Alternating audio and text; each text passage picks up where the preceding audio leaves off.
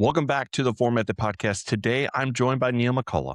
In this conversation, we talk about family, community, faith, and journey life takes you when things don't go always according to plan. Neil shares some great perspective throughout this episode, and I think you're really going to enjoy it. Let's dive in.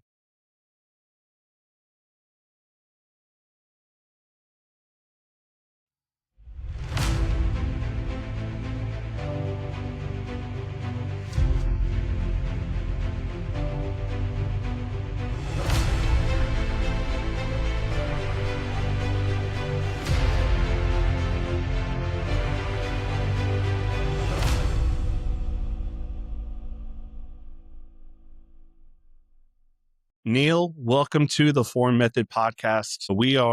As we're recording this, we are one day out of Christmas. So Merry Christmas, my friend. Merry Christmas to you too, Austin. Glad to be here. Well, awesome.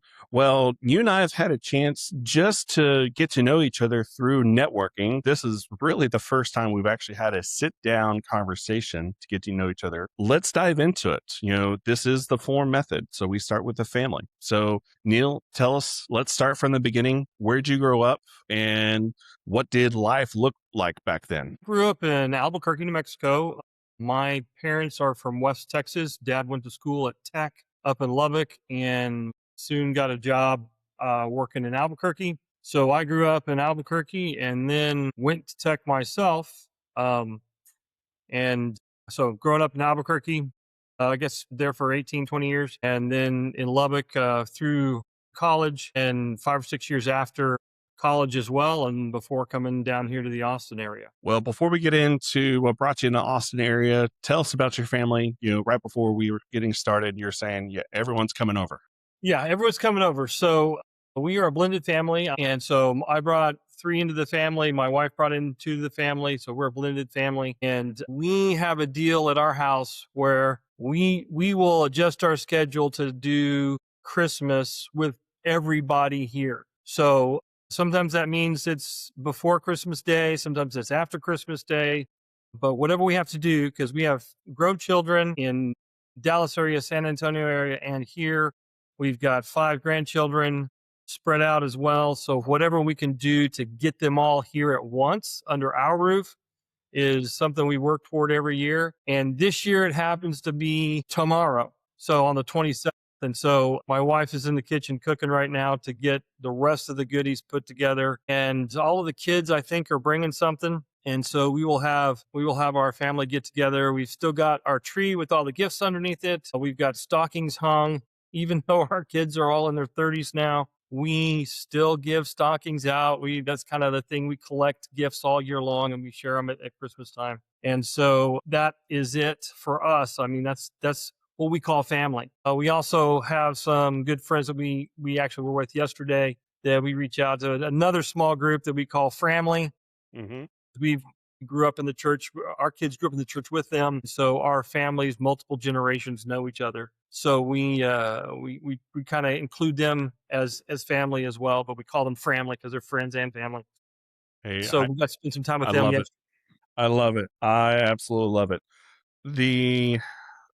So when I get a chance to meet your wife, I'm gonna give you a really hard time to be like, so I understand now why you schedule this the day after Christmas. Because she's, in the kitchen getting everything ready. You're like, oh, honey, I gotta go do some work. Yeah. I gotta get on a podcast. Yeah, because I'm a sous chef. I get told what needs to be cut, what needs to be put into places.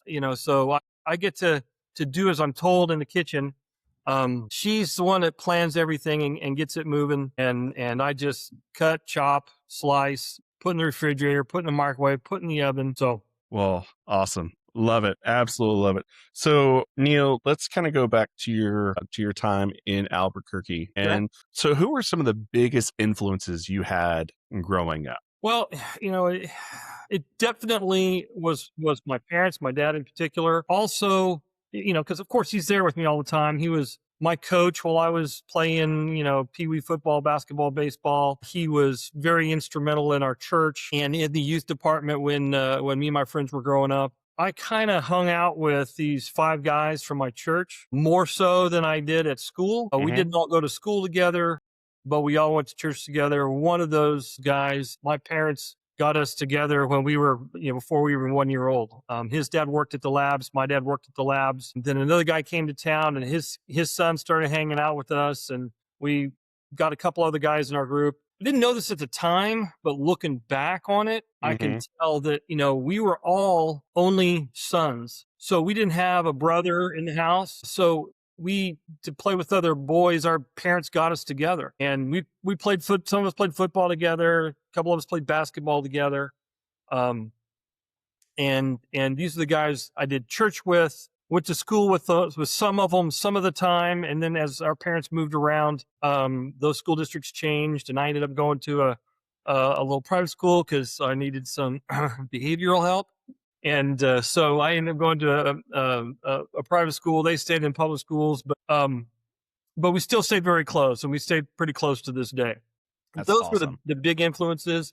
And of course, those guys' parents, who were also active at our church and active in the youth group. One of their mothers was the director, the lay director of our youth choir, which I had to do for much longer than I anticipated or what you wanted to. But it's those families that the labs brought in who didn't Hmm. have any natural family in town. We made our own family because we had one guy from Arkansas, another guy from Indiana, and then they're in town with only sons. So, well, they got us together to play and Hmm. ride bikes and rough house, and so those are the people I grew up with. And so I would say those are probably the most influential. My school that I ended up going to was pretty influential as well, because it was a small class model school. Okay. And that junior high and high school, Hmm. our class sizes were half what the public schools were. So it was really hard to pull something over on the teachers when they knew you that well. So I would So, say that school did well for me. how did your upbringing shape how you are today, both personally and professionally? Well, I am sitting right now in a room in our house that we can sit 24 for dinner. It's a track built house. This is the formal living and dining room, but we outfitted it in such a way that we can sit 24 for dinner in this one room, Hmm. because we like to have gatherings. We like to open our house up. We like to invite people over. That's what my parents did. A couple years ago, my parents are in their 80s now. We had to move them out of that house. And it was sad, not because they were moving the house, moving out of this house, been there, but it was kind of sad because we moved out of that place where so many different groups that myself and my sisters gathered our friends with. And so that was a big example to me. And Hmm. so my wife, Sally, also loves to entertain. And so she just folds right into the way I grew up, in that we were big about getting groups together and enjoying one another. And sometimes that takes a little work on our part, but we do it, we make it happen so that we can have this kind of community that is around us. We've had them both work people and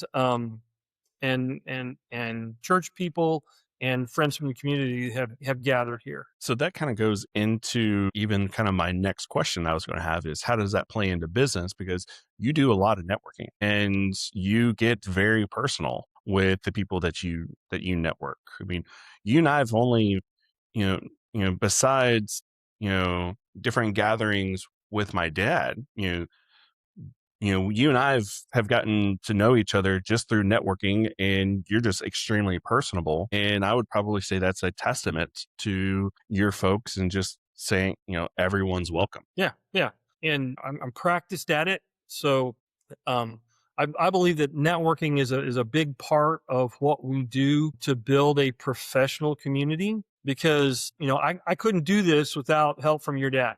He coaches me on some things. I also couldn't help do this without some of the people that I have met through networking, and that networking has helped me. And so I try to give back by I have on my L10 meeting that unfortunately I don't do every week, but I have on there that I'm supposed to connect two people that I meet every week. So it may not be to two people that I've met in this week, but somebody I've met this week that I connected some with I met in the past, because for whatever reason, I think those two people need to meet one another professionally. It's hard in this fast paced, go get it kind of world to take a minute to stop and work on those relationships that get us connected to somebody else's connections. And Hmm. it's interesting. I have found that in the ice machine business, some of my customers actually know other customers and did not know that I was working with the other person. And I'm like, "Oh, that's kind of sad that y'all know each other and you're in sort of the same business and you don't know that you know each other Hmm. and you don't know what's going on with the other person." So I try to open up and do that. Personally, I led a Sunday school class for about 20 years at my previous church. And so in doing so, I had to open up a little bit and I've just learned how to do that carefully and be okay with some of my personal stuff laying out on the table. So, Absolutely. it's kind of a learned thing. And so I'm also intentional about that. My faith is a big part of who I am, and I want people to feel comfortable with me so that those opportunities to discuss my faith can come up, and they do. Well, maybe before we jump into the occupation, you put a very interesting note where I highlighted it and asterisked it and put a star next to it, and that way I'm like, okay, we've got to talk about this because I don't see this a lot in people's what I call the intake form of when they're filling out, their time slot for jumping on the podcast. And you said, I asked, what's one thing you're excited to talk about or share with our listeners? And you said journey with life or journey through life. Before we get into the occupation, can you just dig into that a little bit for us? And what do you mean by that? Well, I had a plan for my life back when I was, yeah, in probably in high school and some in college. And I'm 58 now, so that was 40 years ago. Hmm. And it quite frankly didn't turn out at all like I had planned. And through that process, I have had to let some people in and help me through some very difficult times. And they got down to some of the nitty-gritty of life with me. It's a journey. And you go into it with a plan, and then you look up, I just had my high school 40th reunion. You look up and it's like totally different than you could ever have imagined. And that takes the people that are with you along the way in different steps. It takes their participation. And Mm, I think I'm better for that. So I don't shy away from that in my discussion of who I am and how I got here, because those things are not insignificant. yeah. And it is a journey. I mean, I just think back to some of the stories of like Lewis and Clark crossing the country on foot and horseback. They kind of had an idea, and they started across the country having no idea what they were going to run into. Hmm. They didn't know exactly how long it was going to take them to get to the west coast. They didn't know if they were going to go north into over the Rockies or south through the deserts. They just started, and they gathered people up along the way, and lo and behold, they made it across, not knowing exactly what it was when it started. And I never really thought what being a grandparent would be like. But as soon as our oldest was born 6 years ago, you start to see the changes in yourself and say, wow, this is different. This is different than raising kids. I mean, because now I had time and energy to kind of think about it. My first kids were twins, so we were pulling our hair out. Obviously, it worked on me trying to figure out what to do. And now we get to look back and watch our children do that. And we get to appreciate a little bit more. And we get to see them going through some of the steps that we can now reflect back on and say, yeah, that was really cool how that happened and how that made me want to do these things and not want to do those things. And you get to appreciate the lessons you've learned along the way. Mm. So that's part of how I have changed. So I think that journey is not devoid of the people that were with me along some of those stages in life. So, man, super powerful. I love it. Thank you for sharing that. And so now let's get into the occupation, the O. Let's talk about your work. What did you do prior to opening up Austin Iceworks? Okay, so for the first half of my adult life, I finished engineering school at Texas Tech. I got a degree in electrical engineering. I went to work for a small consulting firm that consulted in the telephone and communications business. I started working for them in 1989, the forefront of what we were calling cellular because somebody else named it that. It's now mostly called wireless, but I was at the beginning of the growth of the cellular networks throughout the country. I worked for a small engineering firm in Lubbock, Texas, that consulted and built those systems for all of the surrounding telephone companies. And so I got to be one of those engineers at the beginning of something. And I did that up in Lubbock for a while. Then it brought me back to Austin when we got pregnant with our third child unexpectedly. We decided to move back here where my wife was from and to get closer to her family. And so I worked in Austin for what's called McCulloch Communications, which became AT&T Wireless Services, and then left there and went to work for Western Wireless, which has become T-Mobile. And I worked in that industry for about a little over 20 years. So when it came time to do something different, significant changes in my life had happened. And so I had that entrepreneurial bent. First thing I did after that, which was in 2010, I did a little bit more schooling and got certified to design and install solar power system. Growing up in New Mexico, it was common for us to know about those. My parents built a house, designed it specifically for photovoltaic panels to be put on it, but they never got to the price point that they could. Well, I happened to hit that at the time, and the price point was just getting to the point where we could. So I put some on their house and did a bunch here in town as well. And that was my first real go at entrepreneurship, and did that for 5 or 6 years. And that got me into some real estate investing. Then one day, as we were back, my wife and I were back in Albuquerque, getting together with some friends that we get together with almost every time we're back in Albuquerque. They pulled us aside and said, "Hey, we'd like to talk to you guys about leasing ice machines in the Austin market."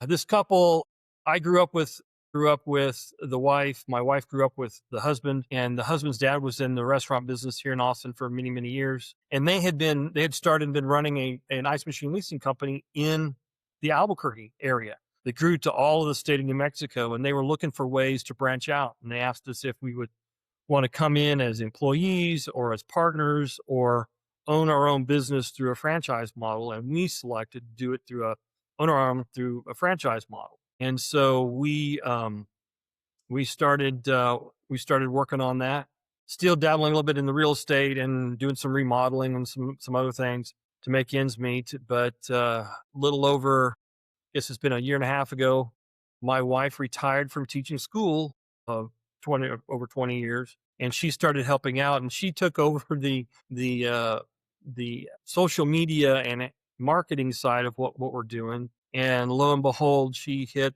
a gold mine in that and found a bunch of people that needed an ice machine. And we've been running as hard and fast as we could for the past, I guess it's been about 18 months. And we've grown significantly across that time. So I knew that this opportunity was big. And so, I mean, I looked at my friend's numbers and knew it was big. So I sought out help from Danny, your father, and some others about how to really operate this like a business, not like a really fun hobby that pays money, and getting the advice to do that and do it right, do it well. So it's starting to grow. We have hired a part-time employee at this point to help me, and because it's getting to the point where I can't do all of the work myself, because I was the guy not doing marketing. That would be my wife, but I was doing all the bookkeeping. I was doing all the sales work. I was doing all the installation. I was cleaning all the machines. And now that we're about 50 machines, it's hard to get all that done and get it done well. So we've hired somebody to come alongside and help us with it. And he's working out really well. He's been with us for about a month. And so, but hopefully it's going to give me some more time to focus on building the business itself, not just selling machines or doing the cleanings or doing the repairs. So hopefully that's the plan, is that he's going to give me back some of my time so I can pursue some of the other aspects of the business that we need to pursue. Well, that's great. Y'all are a family oriented business, husband and wife team. Love it. I think I knew that, but I didn't realize that your wife was a teacher. How Yeah. many, What grades did she teach? Sally taught preschool special ed for the 3, 4, and 5 year olds in there, and she's listening from the other room. She'll tell me if I get this wrong. It's basically a group of programs that try to get those kids with some sort of learning disability, Hmm. whether it be physical learning disabilities, some categorized disability, to get them up to grade level speed before they hit kindergarten and first grade, so that they don't hit the general education classrooms Hmm. at a deficit. And so she did that for a number of, I mean, for over 20 years as well. That was saying preschool special education, and in the Leandra School District, which has a great reputation for doing that. In fact, we try not to tell, we didn't tell people when Sally was working, but we live like 2 blocks from the school. So, she even now, she still, even though she's retired, she substitutes, but only in the early childhood development group at Hmm. her school, because they have so many kids in their school that need her kind of specific expertise, and she's really good at it. And some of the letters we got from parents, past parents, when she retired a couple years ago, it was really eye opening to just how much she and those other teachers have an impact on these little kids. I mean, she's got the 3, 4, and 5 year olds before they hit preschool at 6 years old. So, yeah, it's tough, and most of these kids come into the program undiagnosed. Hmm. This is at the stage where the whole team is getting together and trying to diagnose these children as to what their their learning issue is, and then how to formulate an individualized learning plan to help that specific child. So it's a great program. Most of the school districts in the area have something similar to it, Hmm. and so it's a definite need, and she fit that bill perfectly. Before she retired, where her principal one afternoon floated the idea that he was going to move her out of the position she was in and put her in another position. And when she got back to school the next morning, he's like, "I don't know what I was thinking. You're the first interaction that many parents have with the special education program, and we need somebody like you in that role, because interfacing with those parents is Hmm. very difficult, and it takes the right person. And I don't know Amy, I know Sally, it was the right person to be able to do that. She had a unique ability to separate the child from whatever the disability factor was, Yeah, and speak to the parents lovingly about that. absolutely, absolutely. I think it was last year or 2 years ago. Her principal said, "Hey, what would you think about? I'm not saying you are, but what would you think about moving to another grade?" She goes, "I'd quit." And she goes, "Well, and she's like, "No, I would quit." And she's like, "Okay." And so now she's second grade team lead and all these different things. So she's in a good spot. So bringing it back in. So Yeah. what is something, Neil, you know that people just don't understand about the commercial ice machine world? I mean, because I'll be honest, I mean, I do a lot of networking and not as much as I used to, but in the years of me networking, you're the first person I've ever come across that does what you do. Well, the way I think about it is it's that thing behind the scenes that nobody thinks about until it Mm, doesn't work. And then everybody thinks about it. So when I tell people that's what I do, most of them think, "Oh, you're that that owns those things out in the parking lot where the work crew is going to stop by and fill up a couple coolers with ice, bagged ice that pop out of this machine." I think a lot of them have a giant penguin on them. hmm. That's not who we are. We're in primarily bars and restaurants. So the drinks that come to your table that have ice in them, that ice has to be made somewhere, and it has to be made every day. One of the reasons we got involved was our friend says, "You know what? Nobody's buying ice on Amazon. They gotta make it there." And so we Good leased boy. them a piece of equipment that is not an inexpensive piece of equipment that does Hmm. a vital job in the operation of their business. And so they need it to work, and they need it to work consistently. They need to not think about it. When we try to take that worry off of them, not only do we provide the capital to buy the machine initially, but then we go back and we maintain it on a regular basis. We keep it clean and we keep it working. We keep it working because we wanted to continue to make ice for them. And if we don't maintain it, then it loses its value, and we'd have to replace it sooner rather than later. We are on a subscription model, so they pay us every month, and they pay us to have ice there and available. But we do guarantee that ice, in that if one of the machines goes down, for whatever reason, we will pay to get them ice there until we get the machine fixed, because they don't need a big variable in their Hmm. cost, and they want it to work well. And so it behooves us that if we can properly maintain those assets, those pieces of equipment, then they will continue to produce ice for 7 to 10 years, and that's what we shoot for. That's great. Um, and but we're branching out. We're trying to branch out and look at other places in the coming year. Who else uses ice that isn't a bar or restaurant? Hmm. We're specifically looking at landscaping companies that do not just installation, but also maintenance of landscaping. Most of those companies work from a central location where they can set up an ice machine to keep their crews cool over the hotter month of the year. And where we are in Central Texas, there's very few weeks of the year where it's not hot enough to have cooler on the car, on the truck, or on the trailer.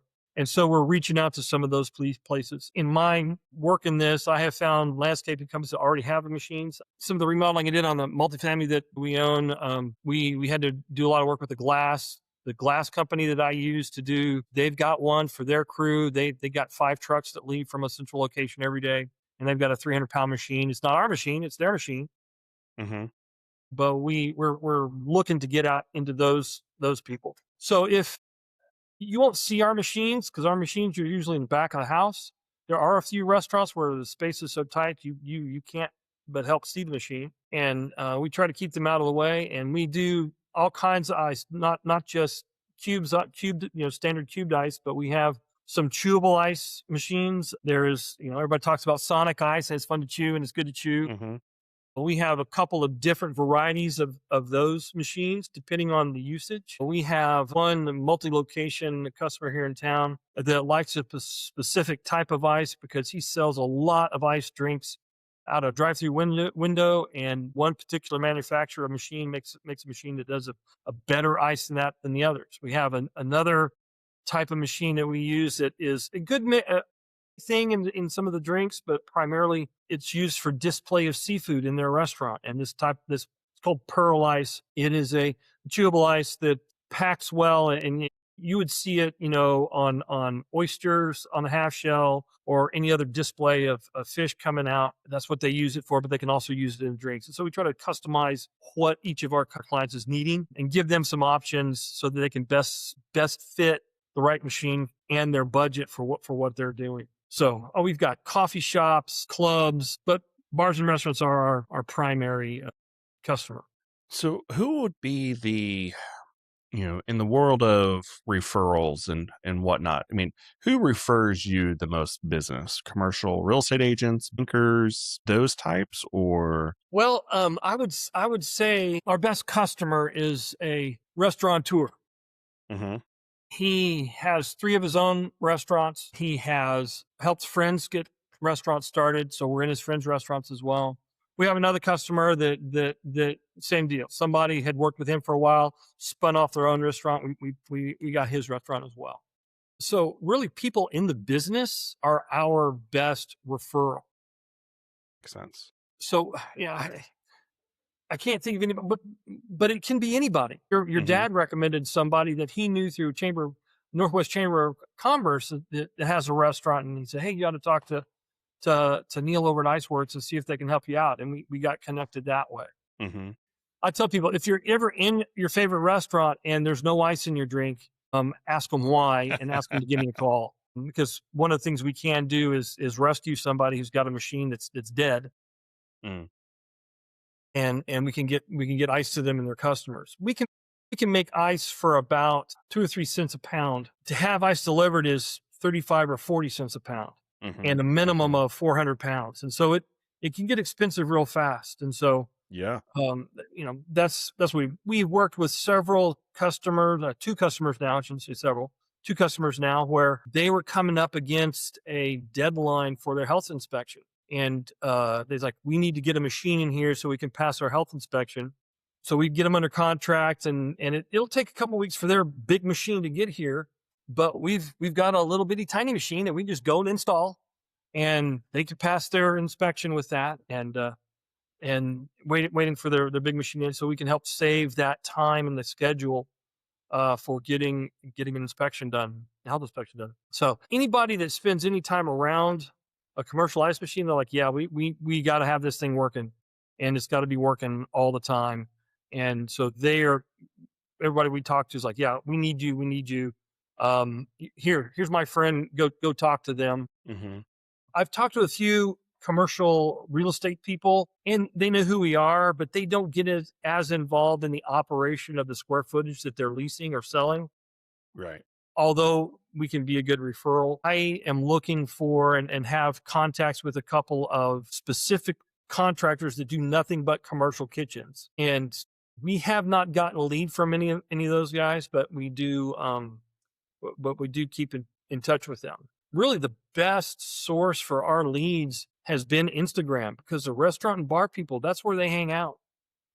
And so Sally stays active on Instagram in particular, and we get a couple calls a week where we are just now, as part of good business practice, starting to track where the leads come from, and we're finding that some of the calls we get in that convert into contracts were people that we reached out to via Instagram a year ago, and they remembered. Now they've got a need, and so they reach out.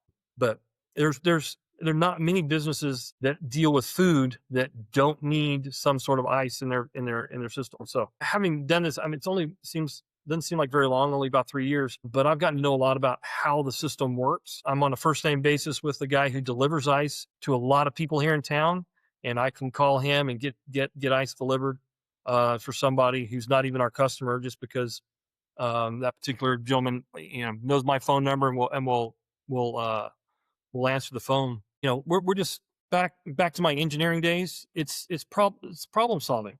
How do we Hmm. get ice at this location at this time every day?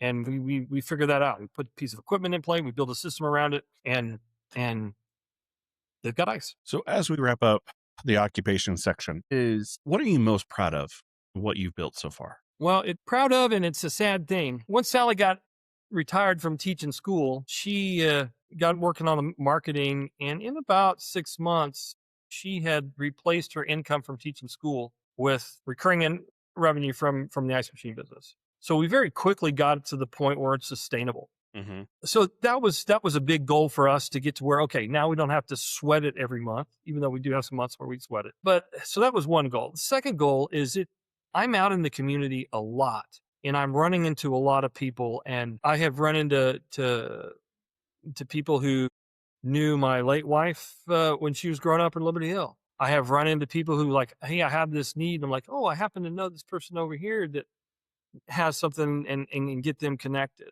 I take great joy in going through one of my customers through and getting something to drink. But it's just even better when my kids go through or my wife goes through or somebody says, hey, I saw this good coffee shop. They have these great drinks. I said, yeah, ice is pretty good there, isn't it?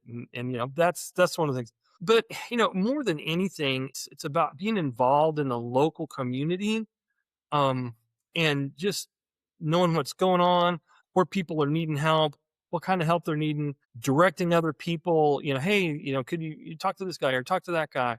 The networking is a big part of it because not everybody just needs one thing. They just need ice. No, they need ice, and they need an accountant, and they need a marketing person, and they need help with cleaning of the facility. And we've got two cleaning companies that come to our Wednesday networking event on a fairly regular basis, and we can refer them out.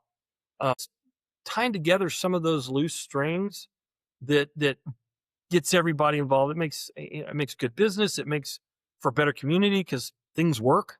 And I guess that's a roundabout way to answer. One of the reasons why I like doing this is to get out there. I'm a Christian. We're told to go out and be God's hands and feet in the world. And if I'm not out there doing that every day, then I'm not being that person. I mean, I could very easily sit in my house and work on my computer and send out orders for stuff. But no, I get out there and I drive my cool truck out and talk to my customers and talk to their neighbors. People I interact with get to know me a little bit, and they trust what we do. And then I can have a relationship with those customers. They're working hard at it too. And so that's what God's asked us to do. So we're out there, hands and feet of him, out there being a part of our community. Well, in the movie Glenn Ross, the one of the most famous sayings is, A, B, C, always be closing. Yeah. And, when there was a few year period where, where my dad and I didn't work together over the last 21 years, and I went to go work for, let's just say, a really big bank. And my manager at the time said, "Hey, Austin, just work and just, get as many leads in. The ones that stick, on the wall, those are the ones you work with." And he goes, "Have you ever seen that movie with Alec Baldwin?" I was like, "No." He goes, "You need to go watch it tonight." And I did. And I was like, "Oh, you know, coffee's for closers. Okay. I need coffee." So, and then, always be closing. I was like, that's not me. And around that time, my dad is working on his stop wasting handshakes model. And I look at it and I'm like, huh, always. And you know, I used it as ABC, as always be connecting.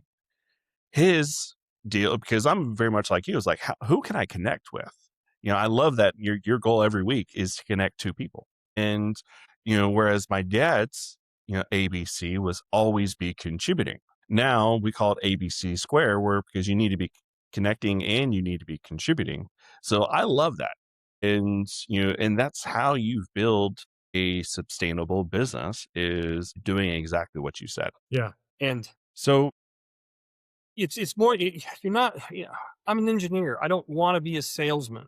But then I heard something Zig Ziglar said. If you've got a product that is a good product or service, you have an obligation to get out there and introduce that to people. And I'm it's not going to name selfish, any he names, says. but I go into some places where their machine has finally died and you can tell why.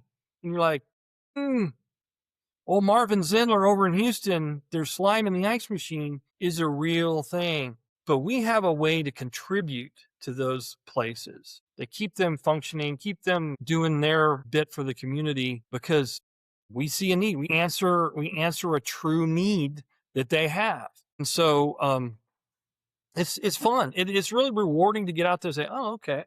When you go into a machine, that go into a business for the second time, first time you've gone in, you've taken out their old machine, put in a new one, and you go in the second time. So I'm thinking of an example. We were at a coffee shop last weekend and we replaced his machine about 6 months ago. So we got there to clean it. There was a problem with the machine and the owner came in. He's like, I am so glad you're here doing this, because if it wasn't you, it'd have to be me. And he said, I'm too old to be doing this. I got other things going on. Thank you so much for doing this, because they want to provide to their community. And so we help them do that. And yeah, we have an obligation to get out there as much as we can. Do we get every sale? No. Are we the right fit for everybody? No. But we're a right fit for a lot of people. And Mhm. so we're going to get out there and we're going to introduce ourselves to as many as we can and see if what we got works. That's great. So let's shift gears a little. When Let's dive into the R, the recreation. So when you're not working, what do you do to unplug? I know it's hard to say as a business owner, but No, it's really not, because I do like to unplug. I am new to this. Your dad is not new to this. I am new to the world of scuba diving. I have taken up scuba diving. We have started to travel with some friends, some of our family. We have been hiking, we have been skiing, we go bike riding. So this spring, we all got together and went, 4 couples. We went down to Bridgeford Islands. 3 of us went scuba diving. One of the three has had scuba dived before. The other 2 of us, it was our first time. And from training in the pool and then getting certified at Lake Travis to go to the clear waters of the British Virgin Islands is just astronomically different. So we do that. The guys are doing a ski trip uh, in February, and several of us go to the Texas Stars hockey games together. We kind of do that, but that all takes second seat to going and doing stuff with our kids and our grandkids and our friends that we do those kind of things with. They're in the same boat we're in. Kids are getting married, kids are having kids, and so our opportunity to go play with and help out with our grandchildren is really our primary. And some people wouldn't call that recreation, but it is for us. We've got kids in Dallas, one set of which thankfully just moved back to the Austin area. I'm pretty handy with the hands, and I got all the right tools, and so they let me come up and build things in their house, tear things out, put new things in, to remodel their houses and fix things and do that kind of stuff. I enjoy doing that kind of thing with and for them. And so that's some of what we do. We still get back to Albuquerque a couple times a year. My parents are getting older, and we've moved them out of the big house into a retirement center. And so we're going to get back more with them over the last couple of years as they were making that transition. We've been back a bit more. So those are the kind of things we do. We're getting to the point in our life where we have a little more freedom to do those kind of things. So we go and we do. Got a big concert. I think it's Lainey Wilson and George Strait up in Lubbock later this Love it. early next. Yeah, We got tickets for that. So we're looking forward to doing that. absolutely. Well, So I am jealous. You know, I have been able to do a lot of the things my dad has done in the water of, you know, skiing, doing all the, the lake activities. I've sailed a couple of times, nowhere near what he's done, but diving is the one thing that I cannot do. And physically, I cannot do because I've had essentially ear problems my entire life. And finally went to ear, nose, and throat doctor, and one that specialized in inner ears.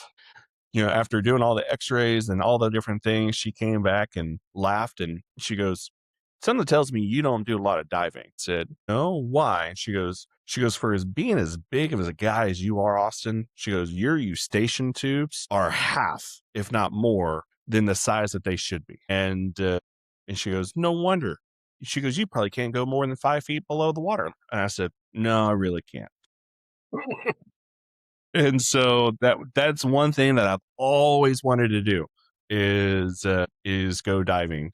And I had some major ear surgery a couple of years ago.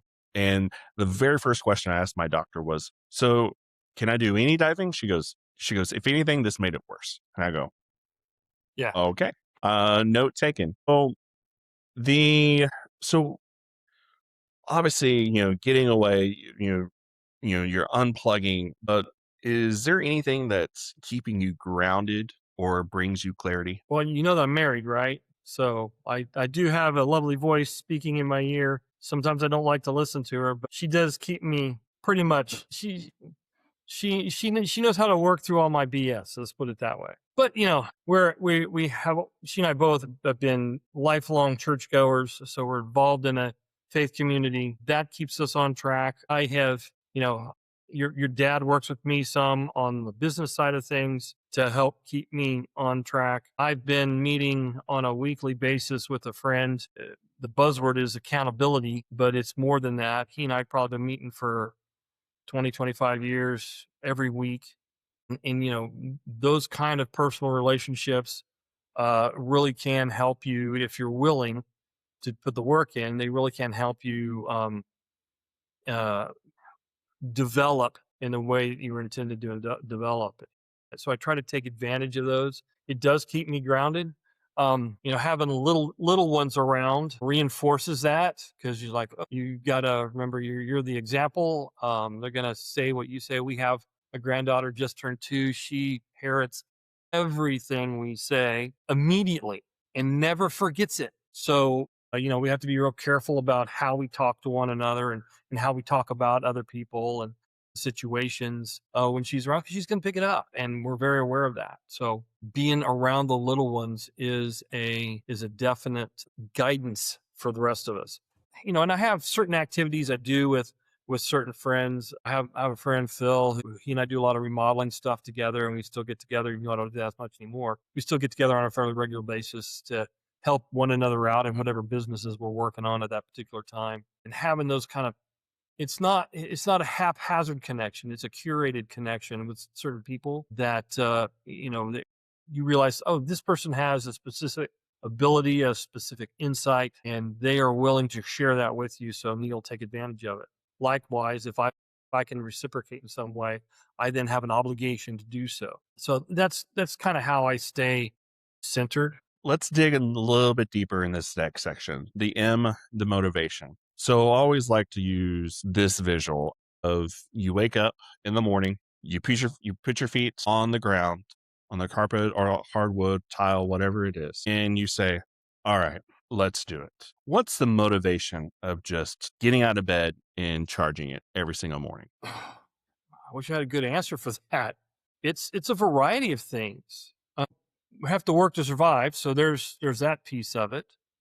You've built a business that people are relying on us to provide something for their daily consumption. So we got to stay on top of that.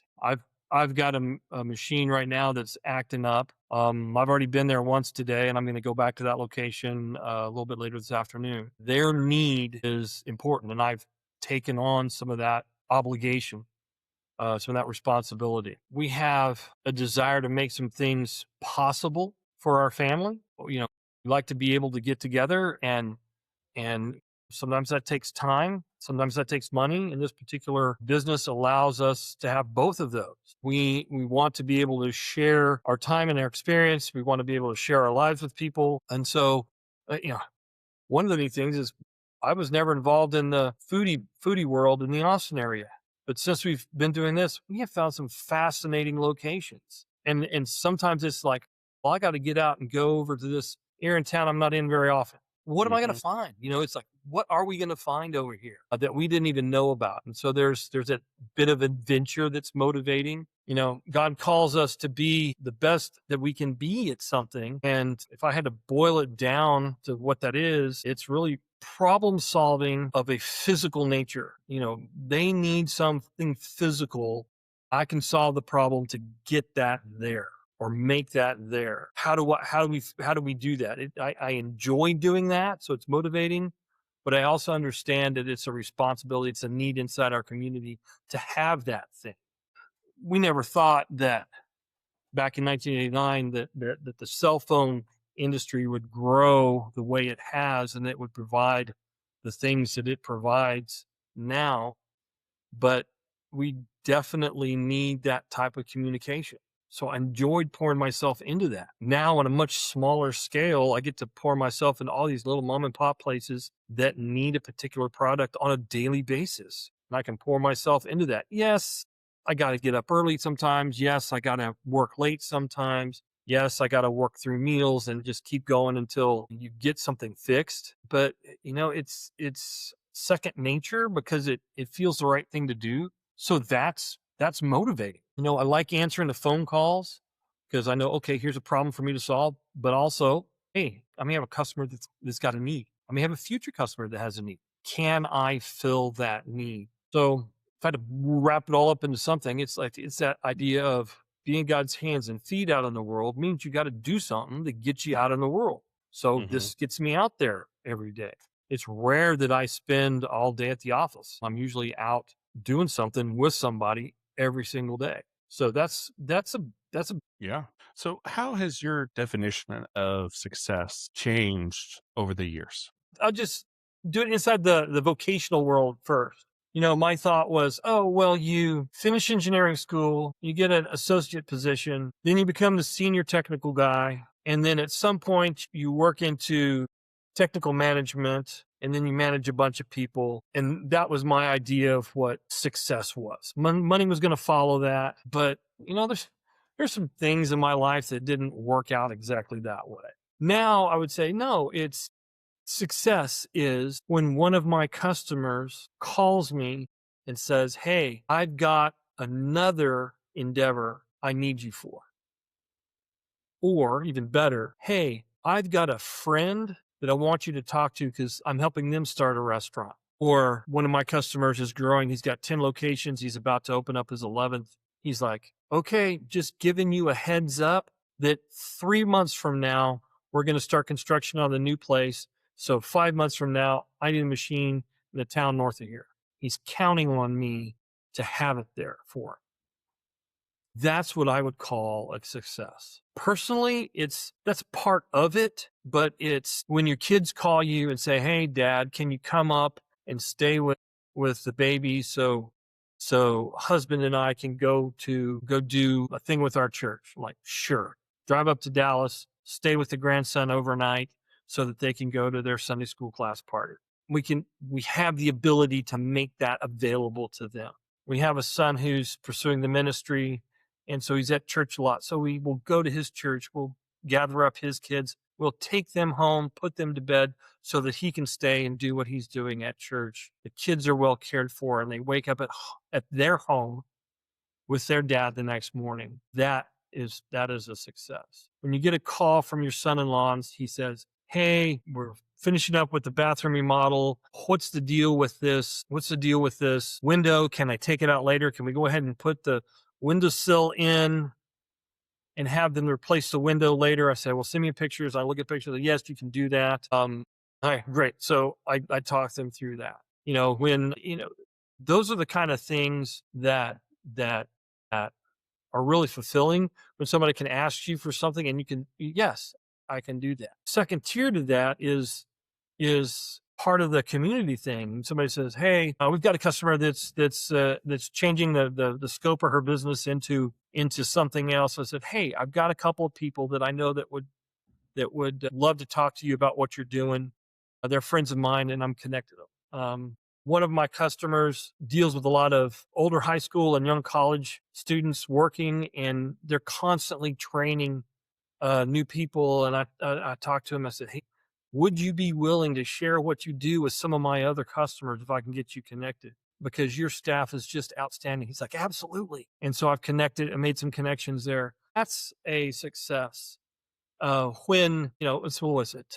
Pumpkin Palooza this year. Our church was doing a big thing. We're having a bunch of people to our campus, and we're doing games. It's associated with our pumpkin patch, and it's during ACL. And I call up the ice provider that I use and said, "Hey, Eric, we've got an event going on. Can we get, 450, 500 pounds of ice for that event?" And he's like, "Dude, I'd really like to, but I can't deliver any to you because we're delivering ice to ACL." I'm like, okay, we'll find something." He says, "No, you just show up at the warehouse the morning of."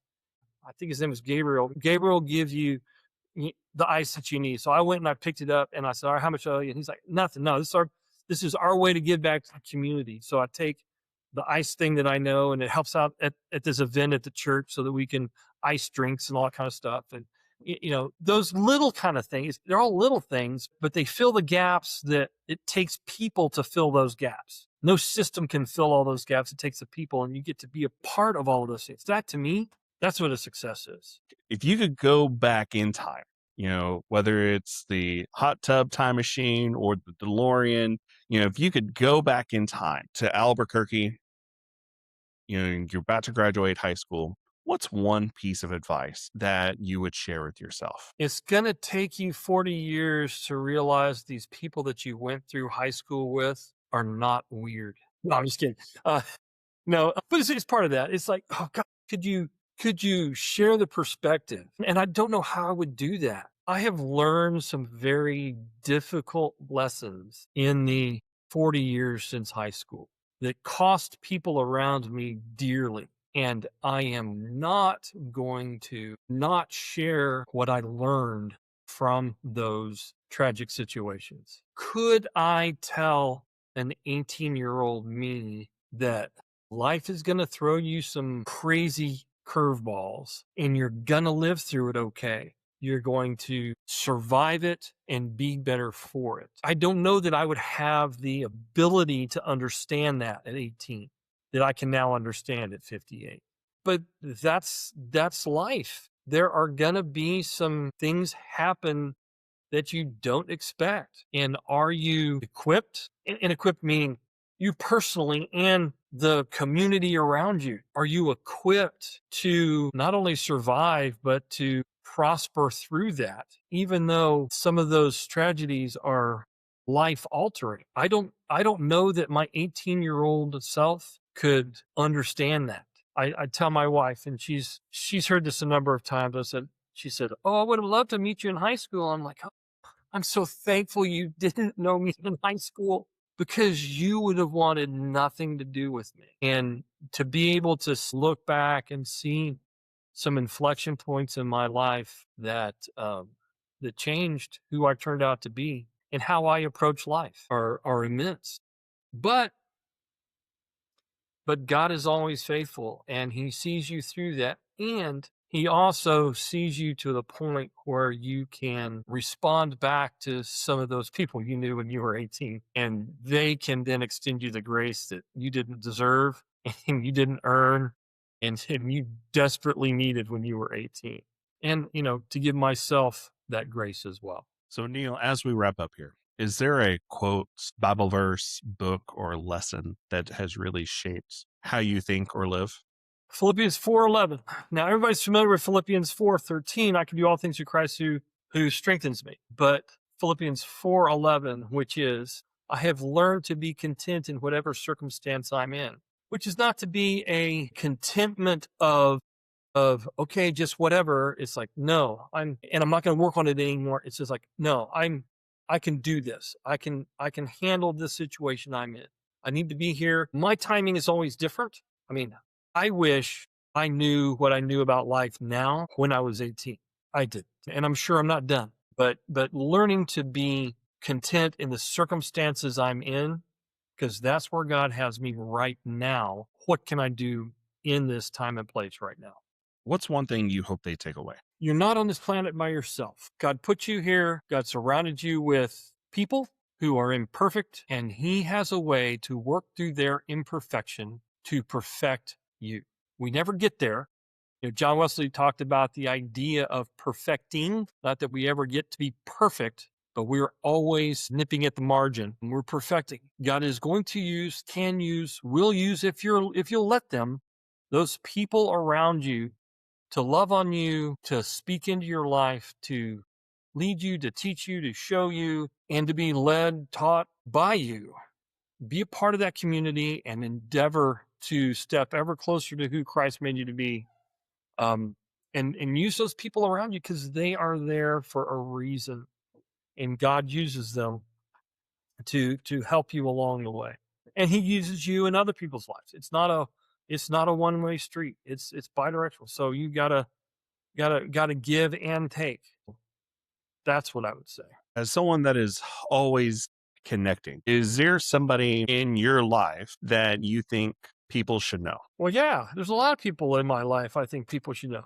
Just ask me. My kids are awesome. My grandkids are really awesome.